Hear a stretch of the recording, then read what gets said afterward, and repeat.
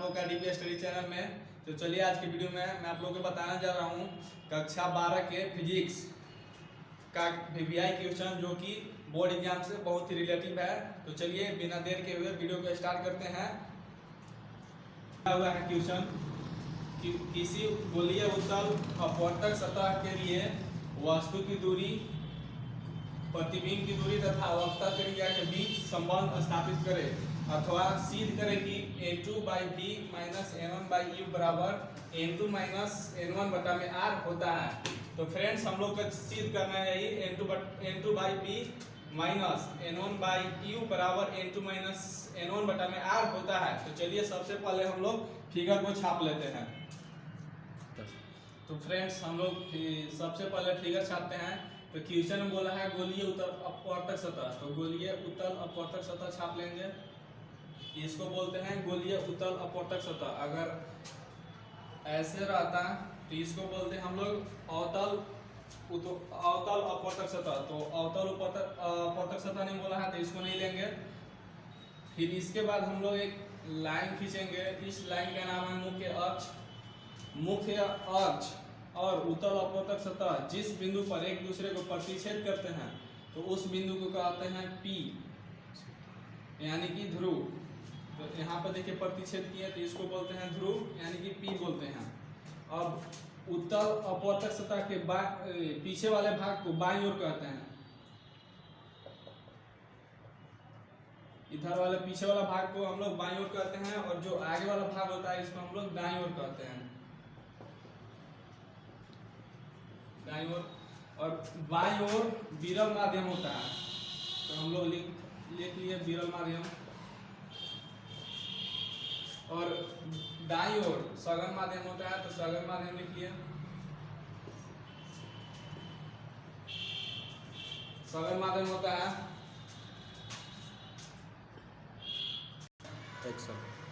फिर मान लीजिए गोला का केंद्र C यहाँ पे है और उत्तल अपवर्तक सतह के बाईं ओर यानी कि इधर मुख्य अक्ष पर कोई वस्तु O है। मान लीजिए कोई वस्तु यहाँ पे O है। अब O को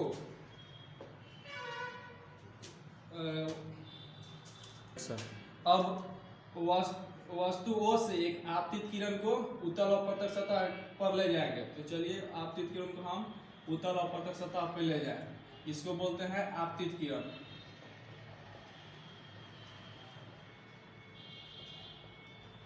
फिर उसके बाद गोला का केंद्र C से एक अभिलंब खींचेंगे। तो चलिए अभिलंब खींच लिए।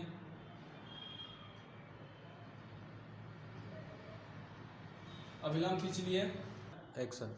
अब आप लोग जानते होंगे कि अभिलंब है और यह है आपतित किरण। तो आपतित किरण और अभिलंब के बीच बना कोण को आपतन कोण I कहते हैं। तो चलिए आपतन कोण I में लिख दिया। अब आप लोग जानते होंगे कि कोई भी प्रकाश या माध्यम को विरल माध्यम से सघन माध्यम की ओर ले जाते हैं तो वह अभिलंब की ओर मुड़ जाती है। तो देखिए आपतित किरण को जाना था सीधे बट वह उधर में जाकर अभिलंब यानी कि इधर मुड़ जाती है और यहीं पे वस्तु का प्रतिबिंब I बना देती है। एक्शन। जो किरण अभिलंब की ओर मुड़ती है इसको बोलते हैं परावर्तित किरण। यह है परावर्तित किरण।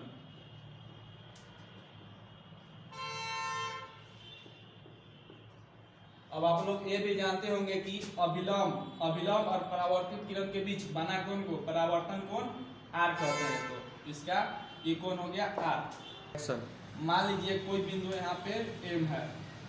अब इस M से एक लंब डालेंगे जिसका नाम है N। इस लंब का नाम हो गया MN। एक्शन।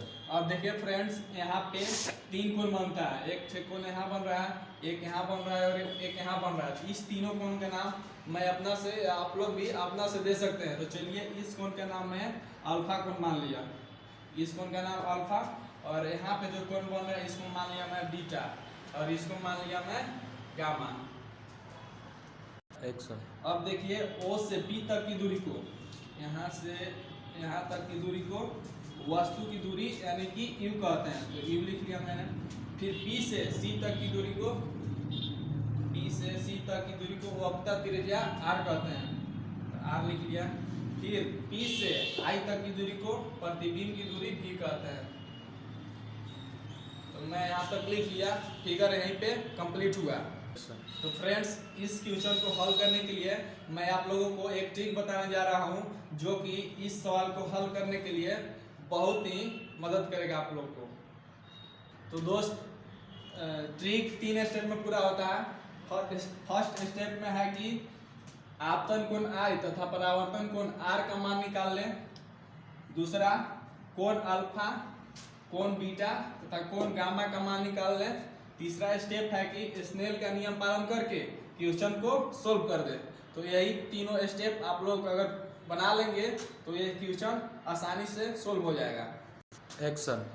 तो आगे फ्रेंड्स हम लोग सोल्व करेंगे। तो यहाँ पे स्पेस नहीं है तो हम लोग फिगर को मिटा देते हैं। तो चलिए फ्रेंड्स, सबसे पहले हम लोग फर्स्ट स्टेप को सोल्व करते हैं। तो फिगर का साइज बड़ा था इसलिए मैंने छोटा फिगर छाप लिया है।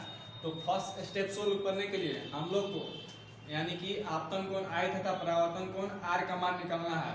तो I तथा R का मान निकालने के लिए हम लोग त्रिभुज, इसमें फिगर में से 2 त्रिभुज लेंगे। त्रिभुज OMC तथा त्रिभुज MCI, इस त्रिभुज और इस त्रिभुज को लेंगे। तो चलिए त्रिभुज ले लिए। फर्स्ट स्टेप को सोल्व करने के लिए त्रिभुज OMC तथा त्रिभुज MCI। तो I का मान निकालना है तो त्रिभुज OMC में लेंगे। तो यहाँ पे एक नियम काम करता है। वो नियम है, यदि कोई शीर्ष द्वारा y कोण बनता है तो इसका मान त्रिभुज के सम्मुख अंतःकोणों के योगफल के बराबर होता है। यानी कि देखिए, त्रिभुज OMC में कोण I y कोण बन रहा है तो I का मान I बराबर हो जाएगा त्रिभुज के सम्मुख अंतःकोणों के योगफल के बराबर होता है। यानी कि इसके जो दोनों कोण का योग है योगफल के बराबर हो जाएगा। जो I का मान है अल्फा प्लस बीटा के बराबर हो जाएगा। तो I बराबर हमने लिख लिया अल्फा प्लस बीटा, समीकरण इसको फर्स्ट मान लेंगे। फिर इसके बाद त्रिभुज MCI में देखेंगे। MCI तो त्रिभुज, इस त्रिभुज हो गया। इस त्रिभुज में देखिए जो कोण बीटा है ये y कोण है। तो कोण बीटा का मान हो जाएगा कोण बीटा बराबर R प्लस गामा, या इसको और लिख सकते हैं हम, अगर R का मान निकालना चाहे तो R बराबर हो जाएगा बीटा, इधर आ जाएगा बीटा माइनस गामा। इसको मान लिया हम लोग समीकरण सेकेंड। एक्शन। तो चलिए फ्रेंड्स, हम लोग फर्स्ट स्टेप को पूरा कर लिए। तो अब आते हैं दूसरा स्टेप में। तो दूसरा स्टेप में हम लोग को अल्फा बीटा तथा गामा का मान निकालना है। चलिए अल्फा बीटा गामा का मान निकालते हैं। तो अल्फा बराबर, अल्फा को आप tan अल्फा या अल्फा लिख सकते हो, उससे कोई फर्क नहीं पड़ेगा। तो चलिए अल्फा को हम tan अल्फा लिख लिए। उसी तरह बीटा को आप tan बीटा या बीटा लिख सकते हैं, उससे दिक्कत नहीं है। इसी तरह फिर गामा को tan गामा भी लिख सकते हैं, इससे कोई फर्क नहीं पड़ने वाला है। तो देखिए अल्फा बराबर tan अल्फा, तो tan थीटा का आप लोग सूत्र जानते होंगे। tan थीटा का सूत्र होता है P बटा में B, यानी कि परपेंडिकुलम बटा में बेस, परपेंडिकुलम यानी कि लंब बटा में आधार। तो देखिए अल्फा के सामने जो रहता है इसको बोलते हैं लंब। तो देखिए अल्फा के सामने वाला लंब मेरा हो गया Mn। तो चलिए हम लोग Mn ले लेंगे। Mn बटा में आधार, जिस भुजा पे अल्फा कोण रहता है इसी को आधार बोलते हैं। तो आधार देखिए त्रिभुज OM में आधार मेरा ON है, यही मेरा आधार है। तो मेरा हम आधार यहाँ लिख लिए, या Mn बटा में ON को हम OP लिख सकते हैं, इससे कोई फर्क पड़ने वाला नहीं है। तो ON की जगह पे हम OP लिख लिए, इसको माने समीकरण थर्ड। इसी तरह बीटा में यानी कि tan बीटा का मान निकालना है। तो tan बीटा यानी कि B बटा B बराबर बीटा कोण किस में है, कौन त्रिभुज में, MNC में। तो देखिए MNC में बीटा कोण निकाल रहे हैं, तो इसके सामने वाला हो जाएगा लंब।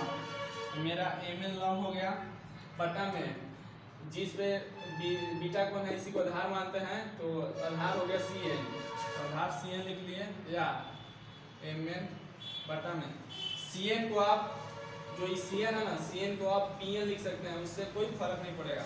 तो सी एन को मान लीजिए हम सी एन जो है ना, सी एन को आप पी सी लिख सकते हैं, पी सी, सॉरी गलती बोला गया था।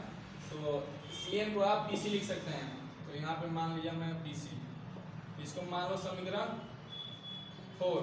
इसी तरह गामा, तो tan थीटा का वही फार्मूला हो जाएगा P बटा B बराबर P, यानी कि गामा कोण त्रिभुज एम एन आई में गामा कोण है, तो इसके गामा कोण के सामने वाला लंब हो जाएगा, तो एम एन लंब हो गया। फिर उसके बाद मतलब गामा कोण जिस भुजा पे है उसी को बोलते हैं आधार, तो एन आई इसका आधार हो गया, एन आई लिख लिए, या एम एन वैसे को वैसे ही। फिर एन आई को आप पी आई लिख सकते हैं। चलिए मैं पी आई लिख दिया, इसको मान लिया समीकरण 5। एक्शन। चलिए दूसरा स्टेप भी मेरा कंप्लीट हो गया।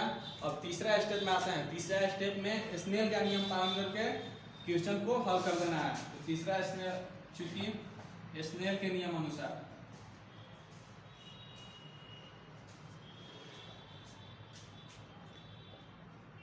तो स्नेल का नियम होता है साइन आई बटा में साइन आर बराबर n2 बटा में n1, यही स्नेल का नियम होता है।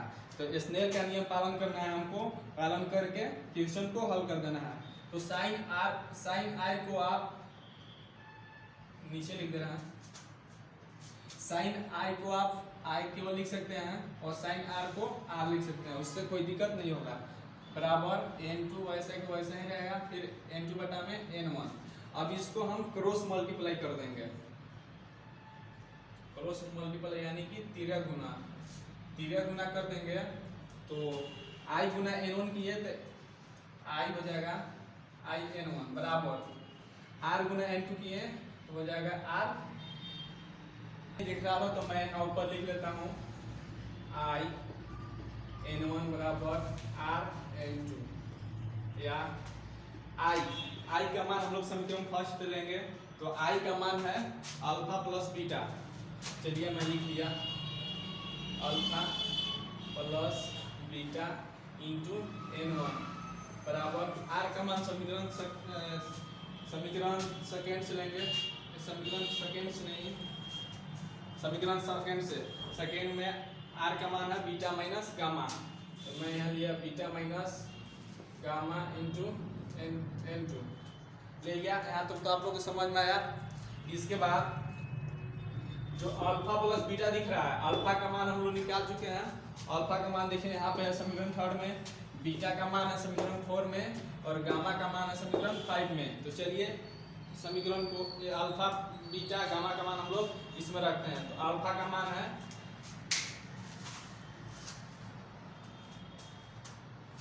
एक्शन। तो देखिए अल्फा का मान है एम एन बटा में ओपी, एम एन बटा में ओपी या पीओ लिख सकते हैं, कोई दिक्कत नहीं है। प्लस बीटा का मान देखिए एम एन बटा में पीसी, एम एन बटा में पीसी, फिर n1 वैसे का वैसा ही रहेगा बराबर बीटा का मान देखिए एम एन बटा में पीसी, एम एन बटा में पीसी ले लेंगे, माइनस गामा का मान देखिए है एम एन बटा पी आई, तो एम एन बटा में पी आई ले लेंगे। इसके बाद n2 है गुना में, तो छोड़ देंगे n2 को। या देखिए इसमें और इसमें कुछ कॉमन आप लोग को दिख रहा है, तो इसमें देखिए mn कॉमन है, तो mn को बाहर निकालेंगे, mn बाहर निकालेंगे। तो mn जब बाहर निकालेंगे तो यहाँ पर 1 बचेगा, तो 1 लिख दिए बटा में पीओ, प्लस mn बाहर जाएगा 1 बटा में पीसी इंटू n1 बराबर। इसमें भी देखिए mn कॉमन है, तो mn को बाहर निकालते हैं, mn को बाहर निकालिए तो बचा 1 बटा पीसी माइनस 1 बटा पी आई इंटू n2। यहाँ तक तो आप लोग को समझ में आया। अब देखिए mn कट जाएगा, कट गया, फिर जो है उसको लिख लेंगे 1 बटा पीओ प्लस 1 बटा पीसी इंटू n1 बराबर 1 बटा पी सी माइनस 1 बटा में 1 बटा p i into n two. यहाँ तक तो समझ में आया फ्रेंड्स। वहाँ पे जगह नहीं था तो हम फिगर मिटा दिए थे, फिर से मैं फिगर यहाँ पे छाप लिया। तो देखिए यहाँ तक मैंने लिख चुका हूँ। तो चलिए 1 वैसे के वैसे रहेगा। फिर पी ओ आप लोगों को बताया थे पी ओ या ओ पी, तो ओ से पी तक की दूरी को हम लोग क्या कहते हैं, वस्तु की दूरी यू।